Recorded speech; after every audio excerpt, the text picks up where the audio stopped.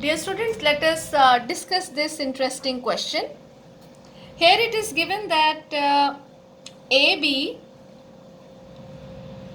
CD and EF, these are three lines, and in this diagram ABC, angle ABC is 40 degrees, angle BCE is 20 degrees, angle ECD is 20 degrees, and angle CEF is 160 degrees. And we have to show that AB is parallel to CD, then CD is parallel to EF, and AB is parallel to EF. And we have to give the reasoning for our answer. So let us consider the pair of lines one by one. So first of all, we will consider the pair of lines AB and CD. So consider the pair of lines AB and CD, and transversal is BC.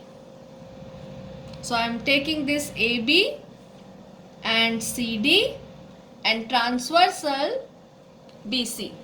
Observe carefully that angle ABC is 40 degrees. And what is angle BCD? So angle BCD is sum of two angles, angle BCE and angle ECD. So angle BCD is 20 degrees plus 20 degrees, that is 40 degrees. So observe carefully that ABC is 40 degrees and angle BCD is also 40 degrees. So both are making a pair of alternate interior angles and they are equal.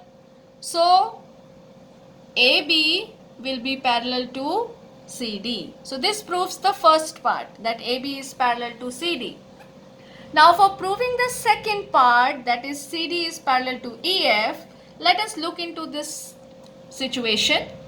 CD, consider the line CD and line EF.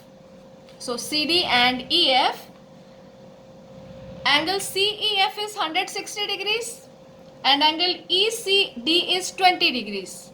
What is the sum of these two? 160 plus 20, 180 degrees. And these two angles are co-interior angles and they are coming out to be supplementary. See how we are going to write it. Consider pair of lines CD and EF and transversal CE. So angle FEC is 160 degrees, angle DCE is 20 degrees, add them, it comes out to be 180 degrees. So write down the reason that co-interior angles are supplementary, so lines will be parallel. So CD is parallel to EF. Now the third part is we have to show that AB is parallel to EF. For this we are going to use a very simple thing.